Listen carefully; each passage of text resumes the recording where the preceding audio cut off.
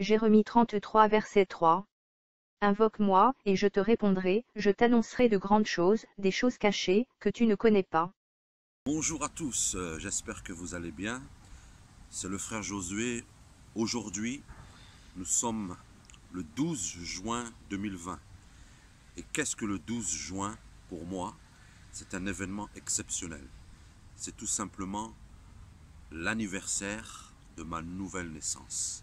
Et oui, aujourd'hui, c'est mon anniversaire en Christ.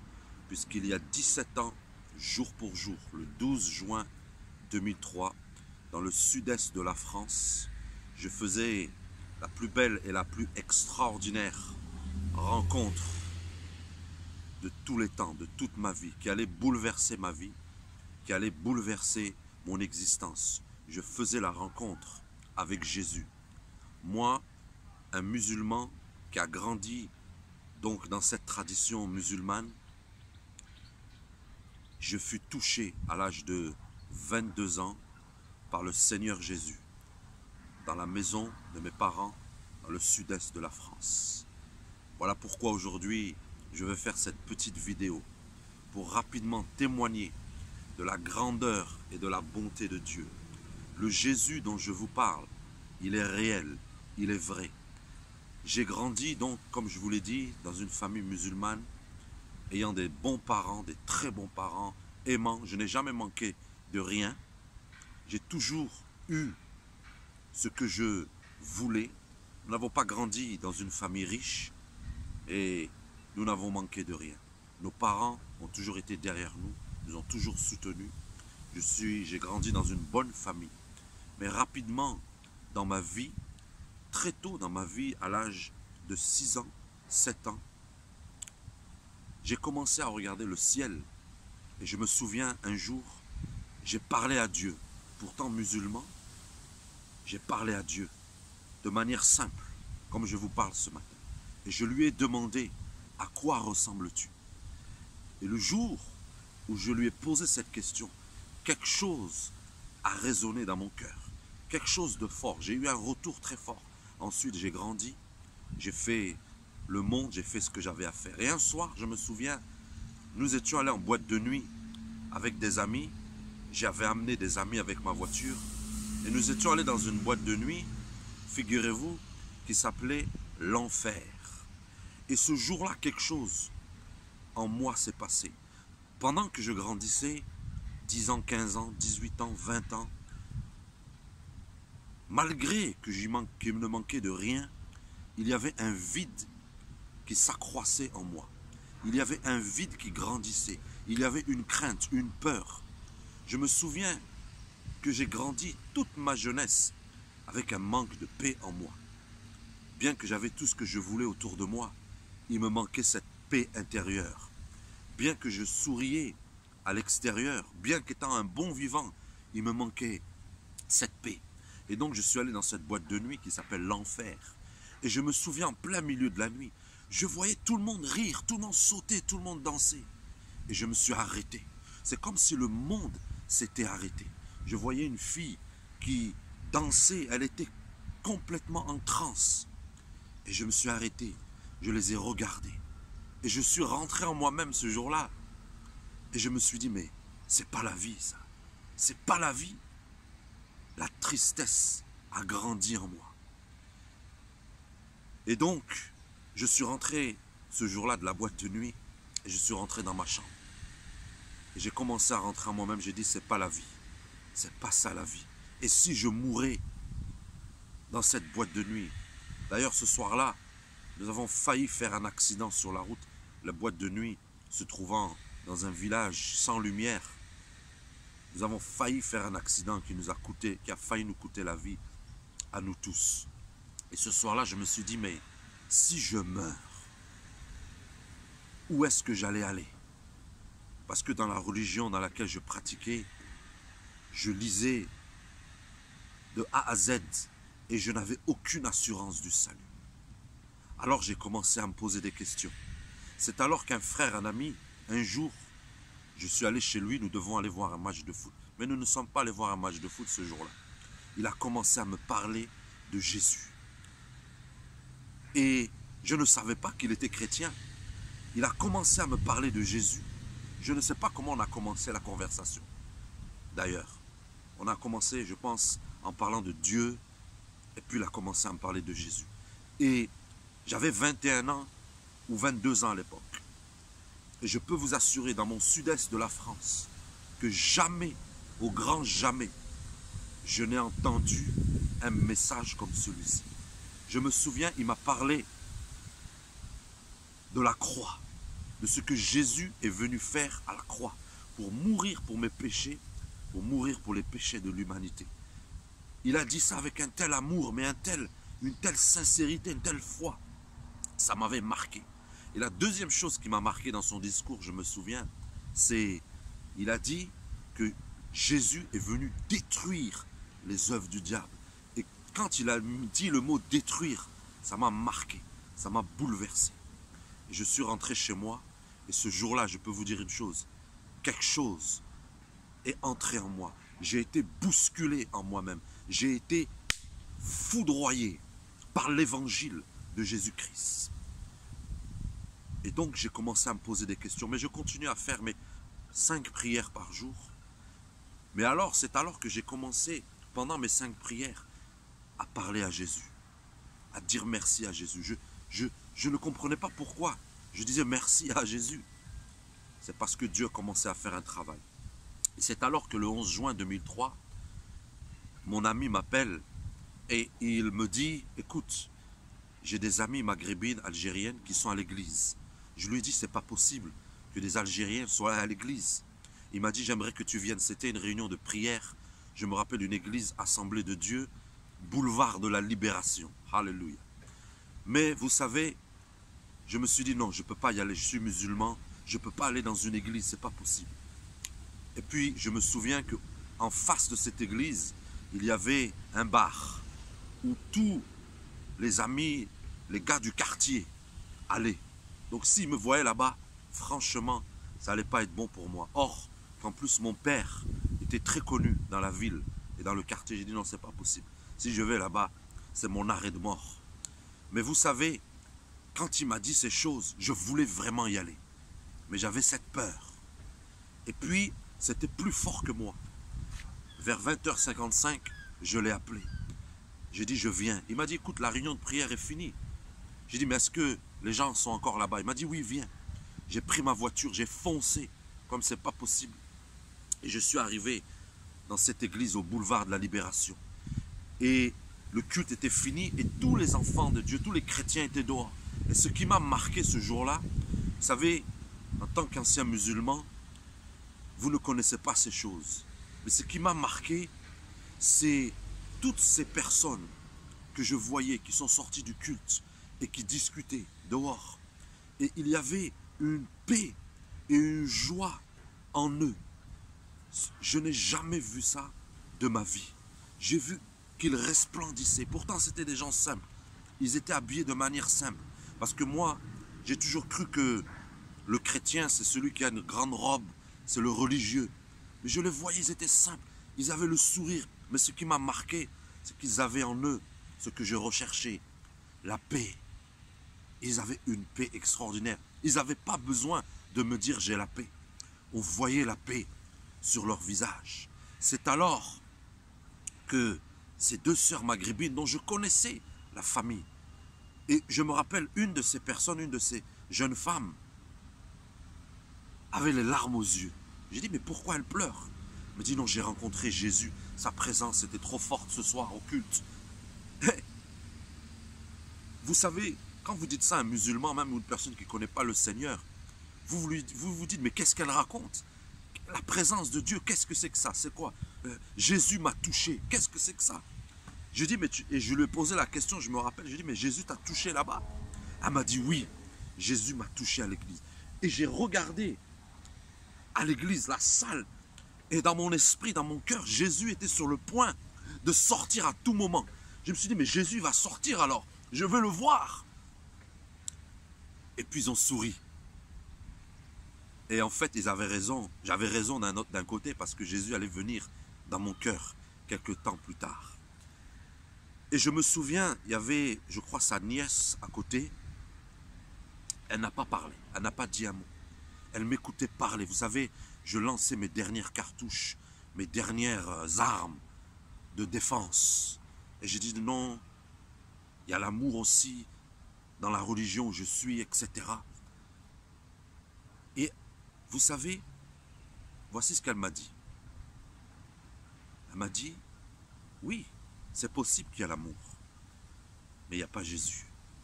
Et quand elle a dit ça, je fus foudroyé, quelque chose s'est cassé dans mon cœur.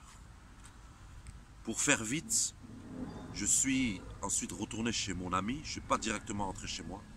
Je suis rentré chez mon ami, je lui ai dit, mais écoute, qu'est-ce que je dois faire? Figurez-vous que je n'avais jamais lu la Bible, je n'avais jamais ouvert la Bible. Et j'ai dit à mon ami, que dois-je faire pour être sauvé?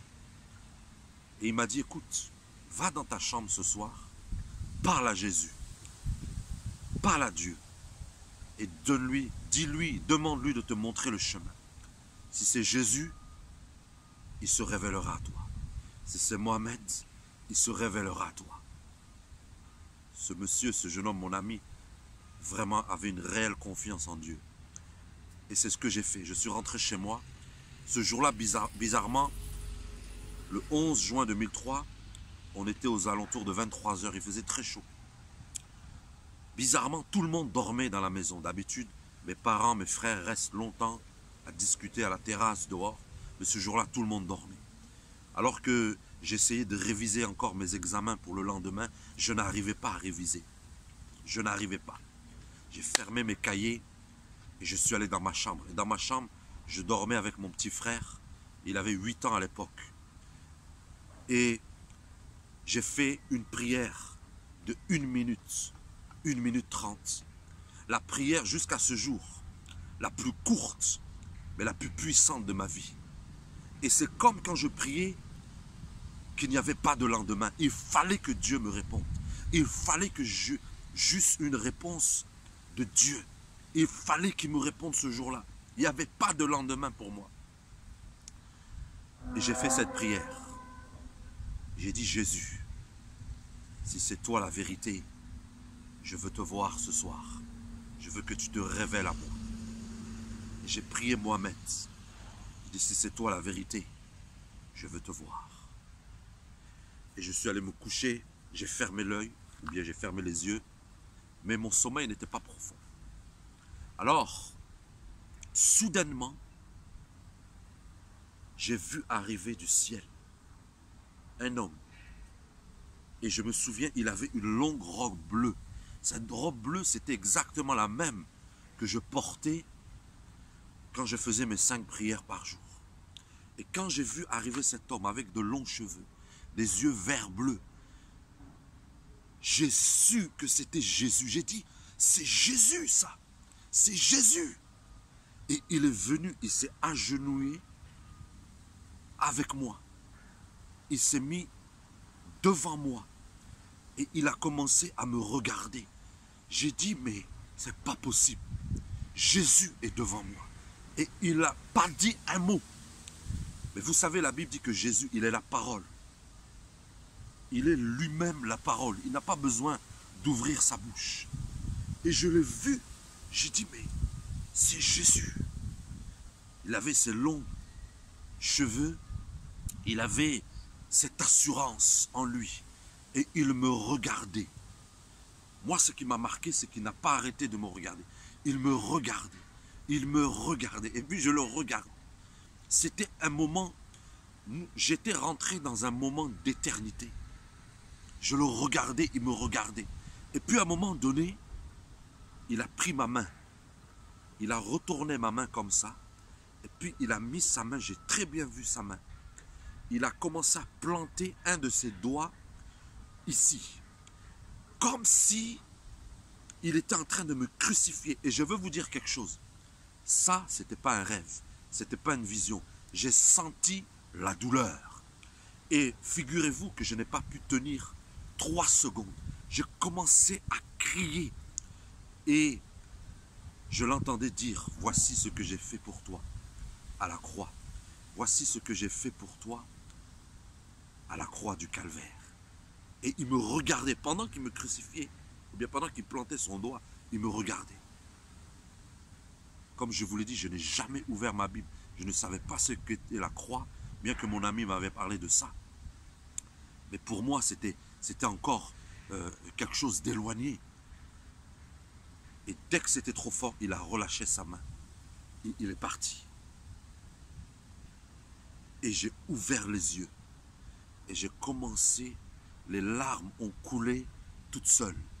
Et ce jour-là, j'ai donné ma vie à Jésus.